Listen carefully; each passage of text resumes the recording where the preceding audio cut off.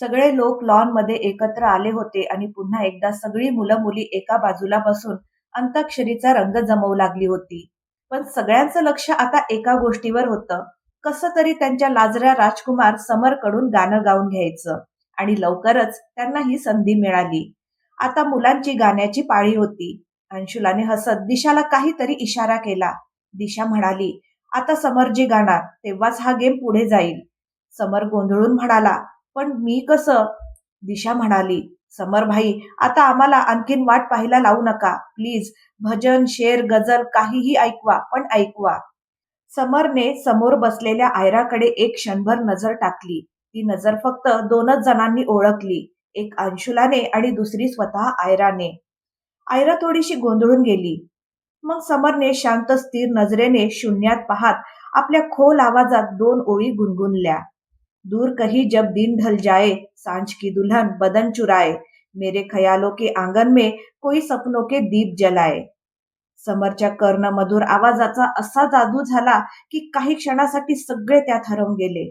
पण दिशा आणि रिधिमाच्या खोडकर नजरा मात्र चोरून आयराला छेडत होत्या आणि आयराला तर काय करावं हेच समजत नव्हतं. गाणं संपताच सगळ्यांनी टाळ्या वाजवत समरच्या गाण्याचं भरभरून कौतुक केलं. तेवढ्यात हरिया येऊन समरला म्हणाला, भैया तुम्हाला अम्माजी बैठकीत बोलवत आहेत. समरने पाहिलं तर अम्माजी आता लॉनमध्ये नव्हत्या. एक्सक्यूज मी म्हणत समर उठला. अंताक्षरी थांबली तेव्हा अग्रिम म्हणाला, रिम्मी इकडे ये, मी तुझ्या हाताची रेषा पाहून सांगतो तुझं भविष्य काय आहे. दिशा चहकत म्हणाली, अग्रिम तुला हात पाहता येतो? संकल्प जो आतापर्यंत सगळ्यांसोबत बसूनही शांत होता गंभीरपणे म्हणाला, हो हो, हा फार मोठा हस्तरेखा तज्ञ आहे, म्हणूनच कॉलेजमध्ये सगळे याला बाबा म्हणतात. रिम्मी तू याच्या भविष्याची चिंता करू नकोस. याची वकिली नाही चालली तर हा बाबागिरी तर नक्कीच करू शकतो.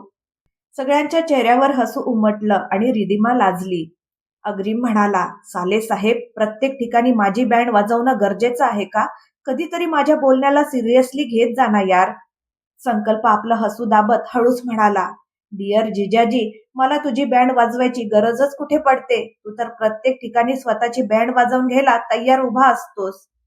अग्रिम वैतागून म्हणाला, साल्या थोडा तरी मान राख. आता मी तुझा फक्त मित्र नाही तर तुझा होणारा जिजाजीही आहे.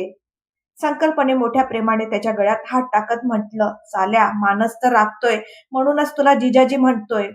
दिशा संकल्पला म्हणाली, प्लीज छोट्या, आता अग्रिमला छेडणं बंद कर आणि मला माझा हात दाखवू दे. आता सगळ्यांमध्ये अग्रिमला हात दाखवण्याची चढाओढ लागली. पण अंशुलाला बऱ्याच वेळापासून जाणवत होतं की संकल्प लॉनमध्ये आल्यापासून खूप तणावात आहे. सगळ्यांमध्ये बसून तो बोलत तर होता, पण त्याचं मन कुठेतरी दुसरीकडे अडकलेलं होतं. आता थोड्याच वेळापूर्वी संकल्प तिच्याशी भेटला होता, तेव्हा तर सगळं ठीक होतं. मग अचानक असं काय झालं की तो एवढा अस्वस्थ झाला? संकल्पच्या चेहऱ्यावरची उदासी आणि डोळ्यामधली बेचैनी अंशुलाला अजिबात सहन होत नव्हती. ती उठली आणि मोठ्या प्रेमाने व अधिकाराने संकल्पचा हात पकडून त्याला थेट छतावर घेऊन गेली. मग संकल्पचे दोन्ही हात आपल्या हातात घेत त्याच्या डोळ्यात पाहत तिने विचारलं, काय झालंय तुम्हाला? काहीच तर नाही, संकल्पने चेहऱ्यावर खोटं हसू आणत म्हटलं. अंशुलाने त्याचा चेहरा आपल्या तळ हातात घेतला आणि म्हणाली, ते काय आहे ना रावसाहेब, तुमची ही फेक स्माईल दुसऱ्या कोणाला जाऊन दाखवा, मला नाही. मी तुमच्या डोळ्यात पाहून तुमच्या मनात काय चाललंय ते ओळखू शकते. खरंच? संकल्पने तिच्या डोळ्यात मिश्किलपणे पाहत हसत विचारलं. संकल्पच्या डोळ्यामधली ती खोडकर चमक पाहून अंशुला थोडीशी गोंधळली. तिने त्याच्या चेहऱ्यावरून आपला हात मागे घेतला आणि म्हणाली, हो अगदी. मग ती पापण्या खाली झुकवत मनातल्या मनात हसली, कारण तिची युक्ती काम करत होती. संकल्पच्या चेहऱ्यावरची उदासी हळूहळू हसण्यात बदलत होती. तो म्हणाला, मग मला सांग ना, माझ्या डोळ्याच्या वाटेने माझ्या हृदयापर्यंत पोहोचून तू काय पाहिलंस? असं म्हणत संकल्पने अंशुलाला अलगद आपल्याकडे ओढलं. अंशुला अगदी बेफिकीरपणे उभी होती. त्याने ओढताच ती जाऊन त्याच्या छातीवर आदळली. संकल्पने हळूच तिचा चेहरा वर करत विचारलं, तू सांगितलं नाहीस प्रिन्सेस? अंशुला त्याच्या डोळ्यात पाहत हळू आवाजात म्हणाली, तुमच्या हृदयाला तर नेहमी एकच गोष्ट सांगायची असते की तुम्ही माझ्यावर खूप प्रेम करता आणि तुमच्या हृदयाच्या प्रत्येक ठोक्यात फक्त मीच वसलेली आहे. अंशुला संकल्पच्या खांद्यावर हात ठेवून थेट त्याच्या डोळ्यात पाहत हे म्हणाली, अच्छा, मग तुला हेही कळलं असेल ना, की माझ्या मनाची इच्छा काय आहे? संकल्पने तिच्या कपाळावर हळूच किस करून विचारलं. अंशुला लाजत संकल्पपासून थोडी दूर जाऊन उभी राहिली. मग तो तिच्या डोळ्यात पाहत म्हणाला, "काय झालं जान? तू माझ्या इच्छेबद्दल तर सांगितलं नाहीस." आणि तिला आपल्या मिठीत घेतलं. आता अंशुलाने धीर एकवटून स्वतःला सावरलं आणि हळूच त्याच्या गळ्यात दोन्ही हातांचा विळखा घालत हळू आवाजात म्हणाली, "तुमची इच्छा पूर्ण करण्यासाठी मी कधीच नकार देऊ शकत नाही." तिचा चेहरा संकल्पच्या अगदी जवळ होता, पण लाज आणि संकोचामुळे तिच्या पापण्या हळूहळू झुकत गेल्या. तिला आपल्या चेहऱ्यावर संकल्पाचा श्वास जाणवत होता. मग संकल्पने तिच्या कपाळावर किस करत तिच्या चेहऱ्याकडे प्रेमाने पाहत म्हटलं, "माझी इच्छा तुझ्या या सुंदरशा हास्यात आहे, अशा घाबरून मिटलेल्या पापण्यांमध्ये नाही प्रिन्सेस." अंशुलाने डोळे उघडले आणि हसत त्याच्या गळ्याला मिठी मारली. "माझी उदासी तुझ्या प्रेमाच्या थंड फुंकाराने दूर केल्याबद्दल थँक जान." संकल्प तिच्या डोक्यावर किस करत म्हणाला. "थँक म्हणून मला स्वतःपासून दूर करू नका सर. तुम्हीच तर माझं आयुष्य आहात. मी माझ्या आयुष्याला उदास कसं पाहू शकते?" असं म्हणत अंशुलाने टाचा वर करून संकल्पच्या डोळ्यांवर हळूच किस केलं. अंशुला त्याच्या मिठीत विसावून उभी होती, पण संकल्पच्या मनात मात्र मोठं वादळ सुरू होतं. तो थोडा वेळ काहीच बोलला नाही. म्हणून अंशुलाने हळूच डोकं वर करून संकल्पच्या डोळ्यात पाहत म्हटलं, "सांगून टाका ना, जी गोष्ट तुमच्या मनाला त्रास देते. मला माहित आहे की ही चिंता नक्कीच माझ्याशी संबंधित आहे. सगळी चिंता तुम्ही एकट्यानेच का सहन करता?" संकल्पने मोठ्या प्रेमाने तिच्या डोक्यावरून हात फिरवत म्हटलं, "मी एकटा कुठे आहे प्रिन्सेस? तुझा भैया सुद्धा माझ्यासोबत आहे. योग्य वेळ आली की मी तुला सगळं सांगेन. आता तू फक्त अशीच थोडा वेळ माझ्याजवळ राहा." दोघंही एकमेकांच्या विठीत विसावून एकमेकांचा ताण कमी करण्याचा प्रयत्न करत राहिले. मग संकल्प म्हणाला, "आता तू इथून जा प्रिन्सेस, मी थोड्या वेळाने येतो." अंशुलाने त्याला घट्ट पकडत म्हटलं, "तुम्हाला अशा त्रासलेल्या अवस्थेत एकटं सोडून मी अजिबात जाणार नाही. तुम्हीही माझ्यासोबत चला." संकल्पने तिला अलगद स्वतःपासून दूर करत म्हटलं, "माझं ऐक एंजल, सगळे आपल्याला शोधत असतील. मला काही फोन करायचे आहेत, मी लगेच येतो." अंशुला निघून गेली. यावेळी संकल्पला थोडा वेळ एकटं राहायचं होतं. थोड्या वेळापूर्वी समरशी झालेल्या बोलण्याने त्याच्या मनाला पूर्णपणे हादरवून टाकलं होतं. लॉनमध्ये जाण्यापूर्वी समर खूपच अस्वस्थ अवस्थेत त्याच्या रूममध्ये आला होता. अचानक समरला अशा अवस्थेत पाहून संकल्पही दचकला. त्याच्या चेहऱ्यावरची चिंता स्पष्ट दिसत होती आणि त्यामुळे संकल्पही तणावात आला. तो म्हणाला, "काही चिंतेची गोष्ट असेल तर प्लीज स्पष्टपणे सांगा. मला अंशुलाची चिंता वाटते." समर म्हणाला, "मला माझ्या विश्वासू सूत्रांकडून आत्ताच कळलं आहे की विद्युतचा बेल अर्ज मंजूर झाला आहे. आता तो कधीही जेलमधून बाहेर येऊ शकतो." संकल्प दचकून उभा राहिला. "हे कसं शक्य आहे? त्याला बेल कशी मिळू शकते? त्याचा गुन्हा एवढा मोठा आहे." समरने संकल्पचा हात पकडत म्हटलं, "आपल्याला खूप शांतपणे काम करावं लागेल संकल्पजी. असं अस्वस्थ होऊन काहीच साध्य होणार नाही. खरं तर आपण विद्युतवर अंशूच्या अपहरणाचा कोणताही चार्ज लावला नव्हता, कारण बाबा आणि आजीला ते अजिबात नको होतं. कोणत्याही कारणाने अंशुलाला पोलीस स्टेशन, पोलिसांची चौकशी किंवा कोर्ट कचेरीच्या फेऱ्या माराव्या लागू नयेत, असंच त्यांना वाटत होतं." संकल्पने नाराजीने म्हटलं, "मग तिच्या जीवावर बेतलं तर काय?" समर त्याच्या चेहऱ्याकडे पाहत म्हणाला, "असं काही होणार नाही. तुम्ही काळजी करू नका." संकल्पने आपला अंतिम निर्णयच जाहीर केला. "माफ करा समरजी, अशा परिस्थितीत मी अंशुलाला इथे सोडून जाऊ शकत नाही. मग कोणी काहीही विचार करो आणि मला काहीही करावं लागो." समरकडे एक गंभीर नजर टाकत तो पुढे म्हणाला, "काहीही म्हणजे आजच्या आजच तिच्याशी लग्न करावं लागलं तरी." अंशुलासाठी संकल्पचं प्रेम आणि त्याची बेचैनी पाहून समरच्या चेहऱ्यावर हलकसं हसू आलं. तो मनात विचार करू लागला, संकल्प स्वतःबद्दल असं म्हणतो ते काही उगाच नाही. या मुलीसाठी खरंच त्याला अजिबात धीर नाही. त्याने संकल्पच्या खांद्यावर हात ठेवत त्याला धीर दिला आणि म्हणाला, "आमच्या यादवंशी हाऊसमध्ये विद्युत तर सोडाच, त्याची सावली सुद्धा प्रवेश करू शकत नाही. त्याला माहित आहे इथे आला तर त्याचा जीव धोक्यात जाईल. तुम्ही अगदी निश्चिंत राहा.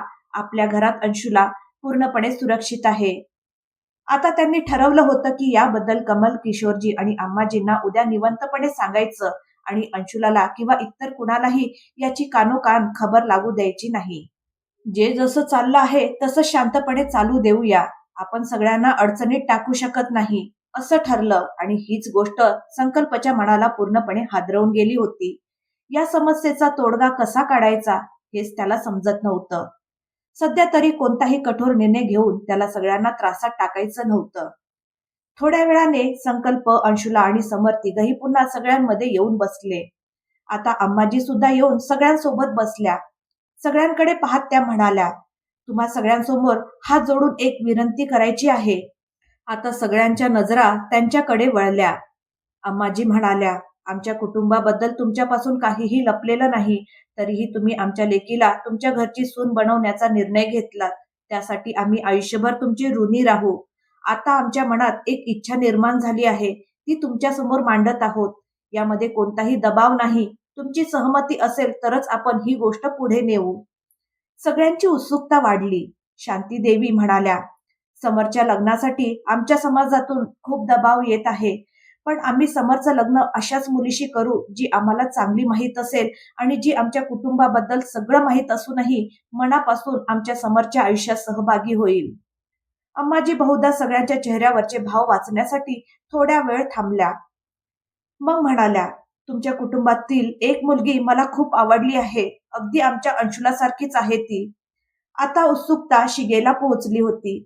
अम्माजींनी संकल्पच्या मामाजींकडे पाहत म्हटलं, मला आमच्या समरसाठी तुमची मुलगी आयराचा हात मागायचा आहे.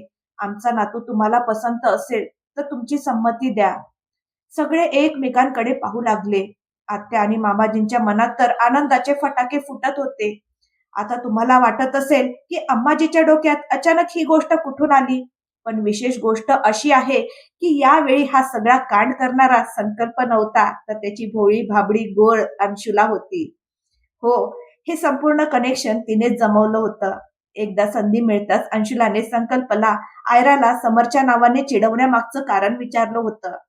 संकल्पने तिला सगळी सत्य परिस्थिती सांगितली होती. मग अंशुलाने संकल्पला विचारलं, आयरासाठी तुम्ही सुद्धा भैयांना पसंत कराल का? त्यावर संकल्प म्हणाला, समर सारखा समजूतदार आणि प्रत्येक प्रकारे योग्य जीवनसाथी एखाद्या मुलीला फार मोठ्या नशिबाने मिळतो.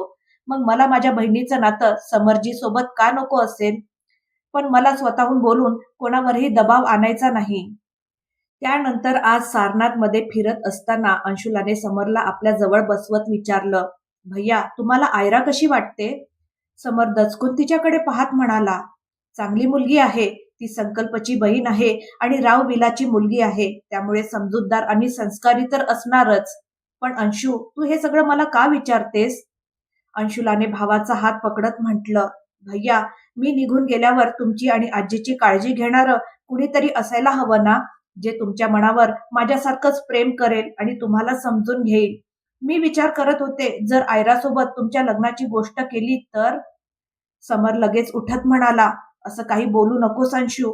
त्या घराशी आपली रिश्तेदारी होणार आहे. कुठे त्यांना वाईट वाटलं तर? चल आता निघूया. अंशुलाने त्याचा हात पकडून त्याला पुन्हा आपल्या जवळ बसवलं आणि म्हणाली, त्या लोकांची सुद्धा हीच इच्छा आहे भैया, पण संकोचामुळे बोलू शकत नाहीयेत. समरच्या कपाळावर घामाचे थेंब उमटले होते. अंशुलाने आपल्या दुपट्ट्याने त्याचा घाम पुसत म्हटलं, यात घाबरण्यासारखं काहीच नाही. आयरा खूप गोड मुलगी आहे. थोडी चुलबुली आहे, पण खूप संवेदनशील आहे. तुम्ही आयरावर तितकाच विश्वास ठेवू शकता जितका माझ्यावर ठेवता. तीही तुमच्यासारखीच अगदी शुद्ध मनाची आहे. समर हसत म्हणाला, तू तुझ्यासोबत इतक्या लवकर माझंही नातं का जुळवू पाहतेस बच्चा? अंशुला आपली गोष्ट समजावून सांगत म्हणाली, आता यानंतर माझ्या फायनल परीक्षा सुरू होतील आणि मी खूप व्यस्त राहीन. मग माझ्या मागे तुमचं लग्न अशा एखाद्या मुलीशी ठरू नये जी तुमचं रूप, पैसा, संपत्ती पाहून तुमच्याशी लग्न तर करेल, पण तुमच्या भावना समजूनच घेणार नाही किंवा तुमच्या मनापर्यंत पोहोचणार नाही. आपला पार्टनर जर आपला सोलमेट नसेल तर आयुष्य नक्कीच काढता येतं, पण ते आयुष्य जगता येत नाही. समरने तिच्या डोक्यावर हात ठेवत म्हटलं, मला तर कळलंच नाही की आमची अंशू कधी एवढी समजूतदार झाली. आपल्या जावई बापूंनी सगळं शिकवलं ना तुला? अंशुला हसत म्हणाली, समजूतदार तर मी आधीपासूनच होते भैया. फक्त नात्यांची खरी समज मला तुमच्या जावई बापूंनी शिकवली आहे. असं म्हणत अंशुलाने दूर बसलेल्या संकल्पकडे मोठ्या प्रेमाने पाहिलं आणि त्यानंतर अंशुलाने आजीच्या दरबारात आपल्या या खटल्याची याचिका दाखल केली होती. इकडे लॉनमध्ये बसलेले सगळे लोक अम्माजीचं बोलणं ऐकून आश्चर्यचकित झाले होते. सगळ्यांच्या मनात हीच गोष्ट होती, पण आपली इच्छा उघडपणे मांडण्याचं धाडस कुणालाच होत नव्हतं. आणि अचानक शांती देवीची ही घोषणा ऐकून सगळ्यांच्या चेहऱ्यावर आनंद उमटला. मग रतनजी मुलांच्या जवळ जात म्हणाले, मुलांनो, तुम्ही या आणि आमच्या ग्रुपमध्ये सामील व्हा. तुम्हाला एक खूप मोठं सरप्राईज मिळणार आहे. सगळे उत्सुकतेने अम्माजी जवळ जाऊन बसले. मग अम्माजींनी आयराला आपल्या जवळ बोलावत म्हटलं, बेटा, इथे येऊन आमच्या जवळ बस. आयरा गोंधळलेली आणि थोडी संकोचत अम्माजींजवळ जाऊन बसली. समरलाही अम्माजींनी आपल्या दुसऱ्या बाजूला बसवलं होतं. मग आयराच्या डोक्यावर प्रेमाने हात फिरवत त्या म्हणाल्या, बेटा, मी तुझ्या मम्मी पप्पा आणि मामा मामींशी बोलून तुला आमच्या समरसाठी पसंत केलं आहे आणि समरची ही संमती मला मिळाली आहे. आता मला तुझी संमती जाणून घ्यायची आहे. आयराला तर जणू 440 वोल्टचा झटका बसला होता. तिची नजर लगेच समरकडे वळली. समरने तिच्याकडे पाहून हसत हलकेच डोळ्यांनी होकार दिला. आयराचं हृदय धडधडू लागलं. मम्मी पप्पा मामा मामी सगळे तिला आश्चर्याने पाहत होते आणि सगळ्यांच्या चेहऱ्यावर अपार आनंद दिसत होता. आता तिच्या लक्षात संपूर्ण प्रकार आला होता. तिने लगेच खाली नजर झुकवली. महिमाजी आयराची मनस्थिती समजून गेल्या होत्या.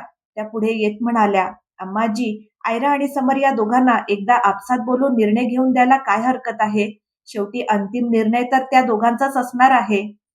अम्माजी आणि कमल किशोरजी आनंदाने म्हणाले, तुम्ही अगदी बरोबर म्हणताय, हेच योग्य राहील. रतन सिंगजींनी हळूच महिमाजींच्या कानात म्हटलं, या बाबतीत तुमचा तोड नाही महिमाजी, तुम्ही सगळ्यांच्या मनातलं ओळखता. महिमाजी हसत म्हणाल्या, मी तुमच्या मनातलंही ओळखते. रतनजी हळूच कुजबुजले, राणी साहेब, इथेच तर तुम्ही मार खाता. संपूर्ण जगात फक्त मीच एक बिचारा आहे ज्याच्या मनातलं तुम्हाला समजत नाही. महिमाजींनी खोट्या नाराजीने आपल्या पतीकडे पाहत म्हटलं, या वयात खोटं का बोलता? तुमच्या मनातलं मला समजत नसेल तर आणखी कोणाला समजेल? अग्रीम मोठ्या लक्षपूर्वक संकल्पच्या मम्मी पप्पांकडे पाहत होता. त्याच्या डोक्यातली खाज पुन्हा त्याला स्वस्थ बसू देत नव्हती. तो संकल्पच्या कानात हळूच म्हणाला, यार, तुझे आई बाबा अजूनही किती रोमॅन्टिक कपल आहेत बघ. सगळ्यांमध्ये बसून एकमेकांकडे पाहून हसतायत आणि प्रेमाच्या गोष्टी करतायत. खरंच यार, म्हणूनच तूही एवढा रोमॅन्टिक आहेस. संकल्पने अग्रीमकडे रागाने पाहत त्याची मान पकडली आणि म्हणाला, आता या क्षणी तुझं थोबाड असं बिघडवतो की बोलण्याच्याही लायकीचा राहणार नाहीस. मग एक क्षण थांबून तो हसत म्हणाला, तसं तू बोललास ते खरं आहे. इकडे अंशुला समर आणि आयराला घेऊन बैठकीच्या बाजूच्या गेस्ट रूम मध्ये गेली होती. दोघही खूपच नर्वस होते.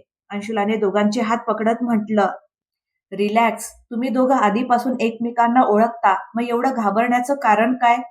मग आयराकडे पाहत ती म्हणाली, आणि माझी आरू आज एवढी का घाबरते? लवकर आपल्या फॉर्म मध्ये ये आणि भैयांना जे काही विचारायचं आहे ते विचारून घे.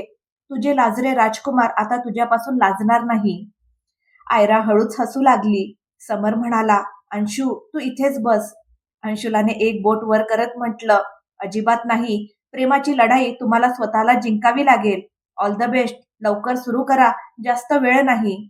असं म्हणत ती दरवाजा बंद करून बाहेर निघून गेली. आता फक्त खोलीत समर आणि आयरा दोघेच उरले होते. दोघेही शांतपणे उभे राहून विचार करत होते की सुरुवात कुणी करायची. शेवटी समरने अत्यंत अदबीने आयराकडे एक हात पुढे करत म्हटलं, प्लीज तुम्ही बसा, आणि स्वतः समोर ठेवलेल्या काउचवर जाऊन बसला. काही क्षण विचार करून तो म्हणाला, तुम्ही आमच्याबद्दल काय विचार करता हे मला माहित नाही, पण मला तुमचं बोलणं ऐकायला आवडतं.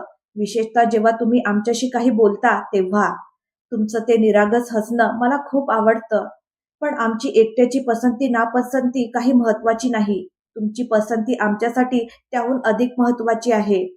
मला आमच्याबद्दल तुम्हाला काही सांगायचं आहे, जे समोरून दिसत नाही, पण या क्षणी स्वतःहून तुम्हाला सांगणं आमच्यासाठी खूप गरजेचं आहे. मग तो उठून खिडकीजवळ गेला आणि बाहेर पाहत म्हणाला, मी नुकताच मोठा झालो होतो. तेवढ्यात माझ्या मोठ्या बाबा आणि मोठ्या आईच्या मृत्यूने आम्हा सगळ्यांच्या चेहऱ्यावरचं हसू हिरावून घेतलं. त्यावेळी मी मोठा होतो आणि ताकदवानही होतो, पण मी आमच्या मोठ्या बाबा आणि मोठ्या आईला वाचवू शकलो नाही, ना अजूनपर्यंत त्या गुन्हेगारांना शिक्षा मिळवून देऊ शकलो. आजही मी त्या अपराधीपणातून बाहेर पडू शकलेलो नाही. आमच्यावर खूप मोठं संकट कोसळलं होतं आणि तेव्हापासून आमचं संपूर्ण आयुष्य फक्त अंशूभोवती केंद्रित झालं. आम्ही दोघं बहीण-भाऊ लहानपणापासूनच एकत्र वाढलो होतो. पण या घटनेनंतर मीच अंशुलाच्या आई-वडिलांची जागा घेतली होती. हे सांगता सांगता समरचे डोळे पाणावले. आयरा अवाक होऊन बसली होती. ती मनात विचार करत होती, इतका शांत आणि सौम्य दिसणारा हा मुलगा, ज्याच्या ओठांवरचं हसू कधी क्षणभरही नाहीसं होत नाही. त्याच्या मनात एवढं मोठं दुःख आणि उदासी दडलेली आहे, हे त्याच्या चेहऱ्यावरून अजिबात जाणवत नाही. ती उठून समरजवळ गेली आणि आपला रुमाल त्याच्या हातात देत म्हणाली, "आसवं पुसा समरजी. तुम्ही खूप धाडसी आहात. तुमच्या डोळ्यात ही आसवं अजिबात चांगली दिसत नाही. जेव्हा मी तुम्हाला पहिल्यांदा पाहिलं, तेव्हापासूनच तुमच्या चेहऱ्यावरची सौम्यता आणि तुमचं ते लाजरं हसू मला खूप आवडतं. मी माझा भाऊ संकल्पशी भावनिकदृष्ट्या खूप जोडलेली आहे आणि भैयाचाही माझ्यात जीव आहे. त्यामुळे जेव्हा तुम्ही वहिनीची एवढी काळजी घेता आणि तिच्यावर एवढं प्रेम करता ना, हे पाहून मी तुमच्यावर खूप प्रभावित झाले होते. पण आज तुमच्या व्यक्तिमत्त्वाचा हा पैलू पाहून माझ्या मनात तुमच्याबद्दलचा आदर आणखीन वाढला आहे." समर म्हणाला, "माझं आयुष्य सोपं नाही. खूप आव्हानात्मक आहे माझं आयुष्य." आयरा म्हणाली, "मला विश्वास आहे की आतापर्यंत प्रमाणे पुढेही तुम्हालाच विजय मिळेल आणि तुमच्या प्रत्येक निर्णयाचा मी मनापासून आदर करेन." समरने आयराला आतापर्यंत एक खूप हसतमुख आणि चुलबुली मुलगी समजलं होतं, पण ती प्रत्यक्षात एवढी समजूतदार आहे हे त्याला आज समजलं.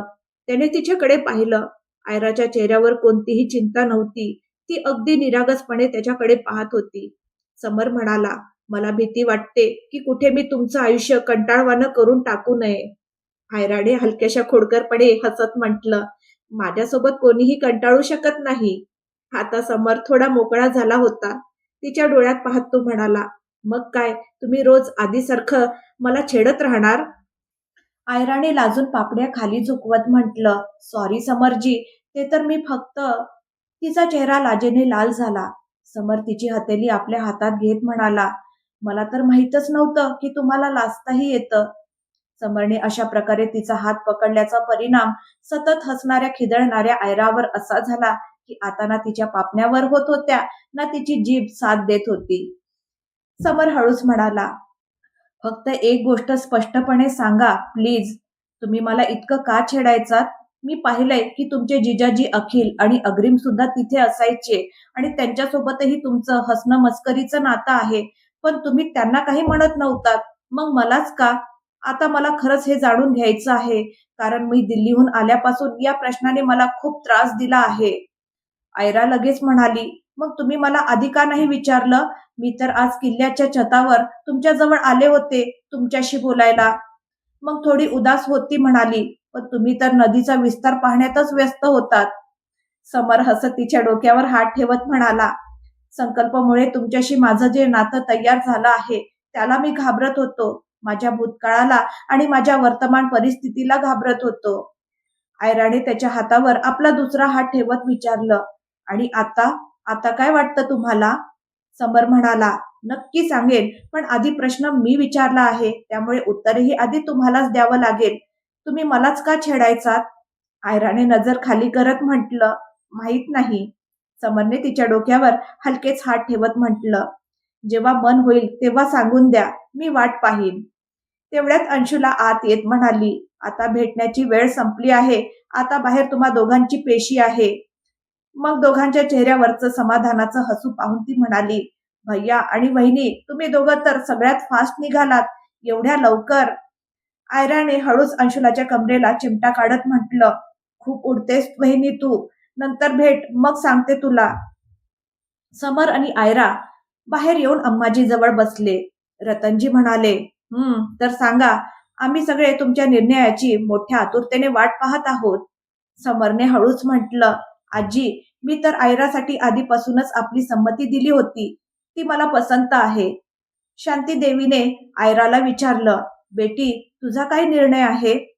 आयराने एक नजर समरकडे टाकली, मग नजर खाली करून हसत म्हणाली, "मलाही समरजी पसंत आहेत." यावेळी टाळ्यांच्या कडकडाटीने संपूर्ण लॉन दुमदुमून गेलं. म्हणतात ना, जोड्या तर वरूनच बनून येतात. फक्त पृथ्वीवरची माणसं आणि परिस्थिती त्यांना एकमेकांशी भेटवण्याचं काम करतात. अगदी तसंच समर आणि आयराचं एक होणं नियतीनेच ठरवलं होतं. म्हणूनच तर समरचं संकल्पच्या साखरपुड्यापासून ते राव विलामध्ये येण्यापर्यंत दोघांनीही एकमेकांच्या मनाच्या दारावर हलकेच दस्तक दिली होती. फक्त ते समजून घेण्यासाठी त्यांना थोडा वेळ लागला आणि आज त्यांच्या नात्याला घरच्यांचीही मंजुरी मिळाली होती. दोघांनी होकार देताच अम्माजीने म्हटलं, "आमच्या खोलीतून एक पॅकेट आणि मंदिरातून आज भोग दिलेला लाडू घेऊन ये बेटा. आमच्या होणाऱ्या सुनेला शगुन देऊन तिचं तोंड गोड करूया." अंशुला आजीच्या खोलीकडे जाऊ लागली. तेवढ्या समोरच्या कॉरिडॉर मधली लाईट अचानक बंद झाली. ती थोडी घाबरली. हे देवा, हे काय झालं? एकतर मला आधीपासूनच अंधाराची भीती वाटते. त्यात आता घरातही कोणी नसेल, सगळे तर बाहेरच आहेत. कोण आहे? सोडा मला. कुणीतरी मुद्दामच लाईट बंद केली होती आणि अंशुलाचं मनगट पकडून तिला एका पिलर मागे ओढून स्वतः समोर उभं केलं. अंशुलाने हरियाला आवाज देण्याचा प्रयत्न केला, पण त्याने तिच्या तोंडावर हात ठेवला. संधी मिळताच अंशुलाने त्याच्या हाताला चावलं आणि तिथून पळून जाणार इतक्यात तिच्या कानावर तोच ओळखीचा आवाज आला. मित्रांनो, काय वाटतं तुम्हाला? कोण असू शकतो तो व्यक्ती? इकडे अम्माजी आणि कमल किशोरजींनी मिळून समरचं नातं तर फिक्स केलं, पण जेव्हा ही गोष्ट समरच्या आईला म्हणजे चंचलाला कळेल तर काय होईल? या नात्याला ती मान्यता देईल का? जाणून घेऊया पुढच्या भागात. आजचा भाग तुम्हाला कसा वाटला मला कमेंट करून नक्की सांगा. आवडला असेल तर लाईक करा, शेअर करा आणि माझ्या चॅनलला सबस्क्राईब करायला विसरू नका. धन्यवाद.